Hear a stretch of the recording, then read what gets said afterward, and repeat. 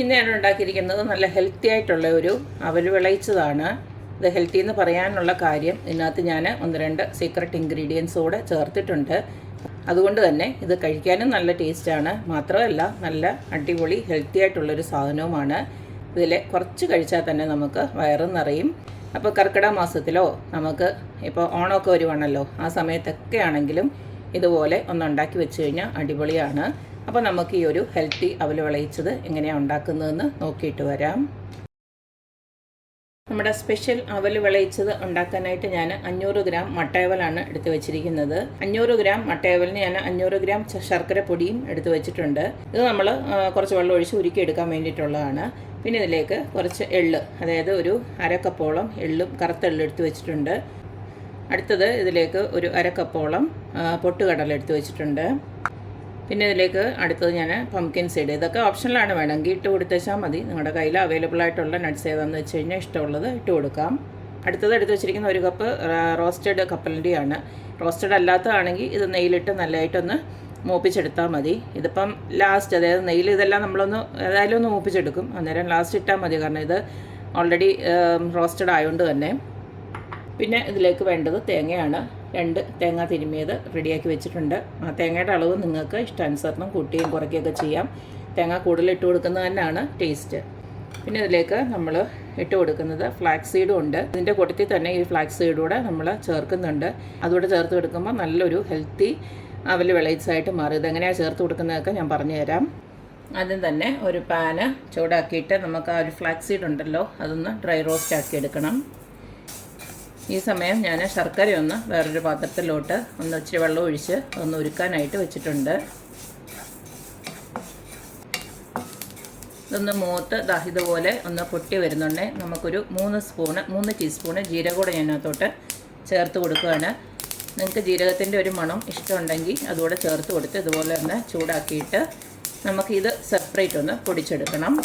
ചൂടാറിയതിന് ശേഷം ഒന്ന് പൊടിച്ചെടുക്കണം. സ്റ്റൗ ഓഫ് ചെയ്യാണ്. ഞാനിതിൻ്റെ കൂടെ തന്നെ വേറൊരു കാര്യം കൂടെ ചേർക്കുന്നുണ്ട്. ഇതൊരു സ്പെഷ്യൽ ഇൻഗ്രീഡിയൻ്റ് ആണ്. അതായത് ഞാൻ നേരത്തെ തന്നെ കുറച്ച് കറിവേപ്പില ഉണക്കി വെച്ചിട്ടുണ്ടായിരുന്നു. അതുകൂടെ ഈ ഒരു സമയത്ത് ഞാൻ കുറച്ചൊന്ന് ഇട്ട് കൊടുക്കുകയാണ്. ഇതുകൂടെ ചേർത്തിട്ടാണ് നമ്മളിതൊന്ന് പൊടിച്ചെടുക്കുന്നത്.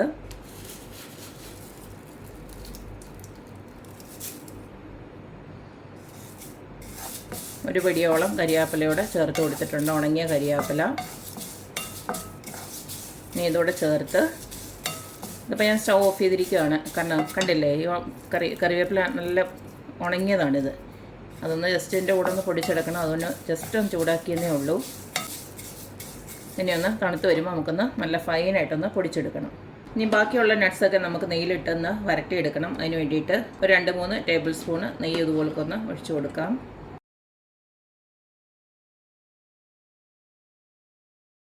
നിങ്ങളെടുക്കുന്ന കപ്പലണ്ടി വറുത്തതല്ലെങ്കിൽ ആദ്യം തന്നെ കപ്പലണ്ടി ഇട്ട് കൊടുക്കണം. ഇതിപ്പോൾ ഞാൻ കപ്പലണ്ടി വറുത്തതായതുകൊണ്ട് ഈ ഒരു പൊട്ടുകടലയാണ് ആദ്യം തന്നെ ഇട്ട് കൊടുക്കുന്നത്. എൻ്റെ കൂടെ തന്നെ നമ്മൾ എടുത്ത് വെച്ചിരിക്കുന്ന പംകിൻ സീഡ് കൂടെ അങ്ങോട്ട് ഇട്ട് കൊടുക്കുകയാണ്. അതൊന്ന് നെയ്യിലൊന്ന് മൂപ്പിച്ചതിന് ശേഷം നമുക്ക് ബാക്കി എടുത്ത് വെച്ചിരിക്കുന്ന കപ്പലണ്ടി ഉണ്ടല്ലോ അതുകൂടെ ഇട്ട് കൊടുത്ത് ജസ്റ്റ് ഒന്ന് മൂപ്പിച്ചതിന് ശേഷം നമുക്ക് ഓഫ് ചെയ്യാം. നിങ്ങൾക്ക് അണ്ടിപ്പരിപ്പ് വേണമെങ്കിലും ഇട്ട് കൊടുക്കാം കേട്ടോ. ഇഷ്ടമുള്ള നട്ട്സൊക്കെ ഇട്ട് കൊടുക്കാം. കാരണം ഇങ്ങനെയൊക്കെ ഉണ്ടാക്കി വെക്കുകയാണെങ്കിൽ നമുക്ക് ആ കഴിക്കുന്നതിൻ്റെ കൂട്ടത്തിൽ ഇതിൻ്റെ എല്ലാം പ്രയോജനം നമുക്ക് കിട്ടുന്നതാണ്.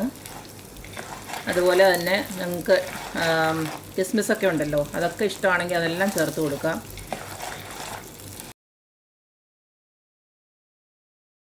ഇനി അവസാനമായിട്ട് ഇതിലേക്ക് നമ്മൾ ആ എടുത്തു വെച്ചിരുന്ന എള്ളുണ്ടല്ലോ അതുകൂടെ ഇട്ട് കൊടുക്കുകയാണ്.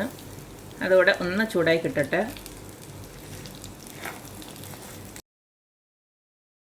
ഇങ്ങനെ നെയ്ക്കകത്തൊക്കെ ഇട്ടൊന്ന് വരട്ടി റെഡിയാക്കി എടുക്കുമ്പോൾ അത് വേഗത്തിൽ കനച്ചൊന്നും പോകത്തില്ല, നമ്മുടെ ഈ ഇട്ടിരിക്കുന്ന നട്ട്സും കാര്യങ്ങളൊക്കെ. അതിന് വേണ്ടിയിട്ടാണ്. പിന്നെ നല്ലൊരു രുചിയും കിട്ടും.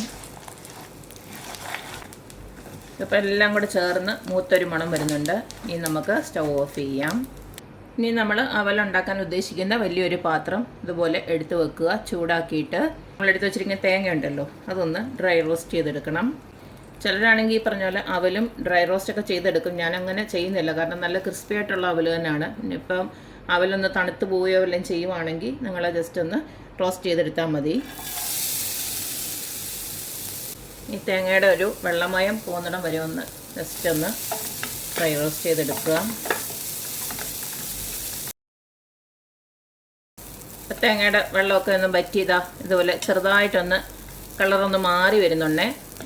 ഒരുപാട് ഗോൾഡൻ കളറാവാനൊന്നും നിൽക്കണ്ട. അതിന് മുന്നേ തന്നെ നമുക്ക് ശർക്കര ഉരുക്കിയതങ്ങോട്ട് ഒഴിച്ചു കൊടുക്കാം. അരിച്ച് ഒന്ന് ഒഴിച്ചു കൊടുക്കുകയാണ്.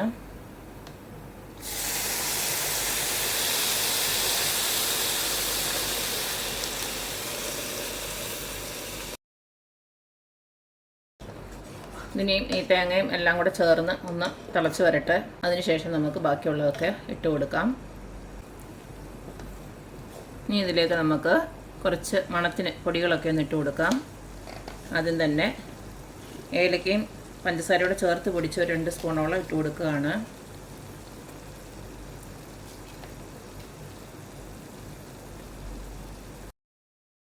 ഇനി ഞാനിതിലേക്ക് ഇട്ട് കൊടുക്കുന്നത് ചുക്കുപൊടിയാണ്. അത് ഒരു 2 സ്പൂൺ ഇട്ട് കൊടുക്കുകയാണ്. നമ്മൾ ഈ 2 സ്പൂണൊക്കെ ഇട്ട് കൊടുത്തെങ്കിലും ഇതിനകത്ത് വലുതായിട്ടങ്ങ് മണമൊന്നും വരത്തൊന്നുമില്ല. അപ്പോൾ നിങ്ങൾക്ക് ഇതിൻ്റെ മണമൊക്കെ ഇഷ്ടമാണെങ്കിൽ അതിൻ്റെ അനുസരിച്ചിട്ട് കൂട്ടുകയും കുറയ്ക്കുകയൊക്കെ ചെയ്യാം. എന്നാലും മിനിമം ഇത്രയെങ്കിലും ഇട്ട് കൊടുക്കണം, എങ്കിലേ നമ്മൾ കഴിക്കുന്നുണ്ടെങ്കിൽ ഇതിൻ്റെയൊക്കെ ഉള്ള ഒരു ടേസ്റ്റ് കിട്ടത്തുള്ളൂ. ഇനി ഞാനിട്ട് കൊടുക്കുന്നത് നമ്മുടെ ഫ്ലാക്സ് സീഡ് വറുത്തതാണ്.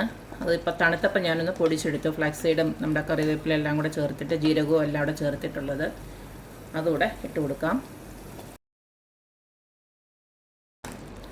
നമ്മൾ അവൽ ഇട്ട് കൊടുക്കുന്നതിന് മുന്നേ തന്നെ ഈ പൊടികളൊക്കെ അങ്ങ് ചേർത്ത് കൊടുക്കണം, അല്ലെങ്കിൽ ഇതെല്ലായിടത്തും എത്തത്തില്ല. നമ്മൾ അവൽ ഇട്ട് കൊടുത്തു കഴിഞ്ഞാൽ പിന്നെ ഇതങ്ങ് കുറച്ച് എല്ലായിടത്തും ഒരുപോലെ കൊന്ന് പിടിക്കാനായിട്ട് പാടാണ്. ഇപ്പോൾ അതെല്ലാം ചേർന്ന് നന്നായിട്ട് തിളച്ച് വന്നിട്ടുണ്ട്. ഈ സമയം നമ്മുടെ നേരത്തെ റെഡിയാക്കി വെച്ചിരിക്കുന്ന അവലോട് ഇട്ട് കൊടുക്കാം.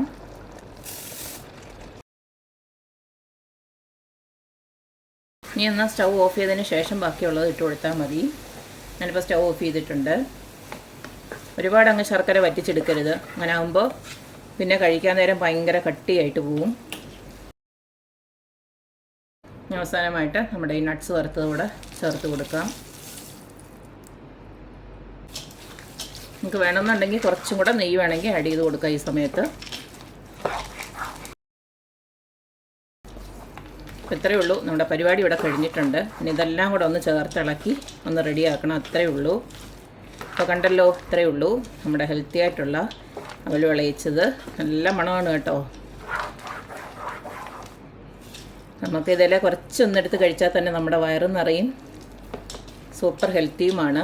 കർക്കിടക മാസത്തിൽ കഴിക്കാനോ അല്ലെങ്കിൽ ഓണത്തിന് ഈ പറഞ്ഞ പോലെ നമ്മൾ ഇങ്ങനെയൊക്കെ ഉണ്ടാക്കുമല്ലോ, അന്നേരം ഓണത്തിന് കഴിക്കാനോ അല്ലെങ്കിൽ ഒന്നും വേണ്ട, നമ്മുടെ ഹോസ്റ്റലിലൊക്കെ പഠിക്കുന്ന കുട്ടികൾക്കാണെങ്കിലും ഇങ്ങനെയൊക്കെ ഒന്ന് ഉണ്ടാക്കി കൊടുത്തു വിട്ട് കഴിഞ്ഞാൽ അവരിടയ്ക്ക് ഒരു സ്നാക്കായിട്ടൊക്കെ ഇത് കഴിച്ചാൽ ഗുണവുമുണ്ട്, അതുപോലെ തന്നെ വയറ് ഫില്ലാവും.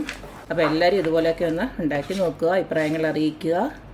അപ്പോൾ എപ്പോഴും പറയുന്ന പോലെ തന്നെ എൻ്റെ റെസിപ്പീസ് ഇഷ്ടമുള്ള എല്ലാവരും please like, share and subscribe. അപ്പോൾ ഇനി ഒരു അടിപൊളി വീഡിയോ ആയിട്ട് വരുന്നവരേക്കും ബൈ.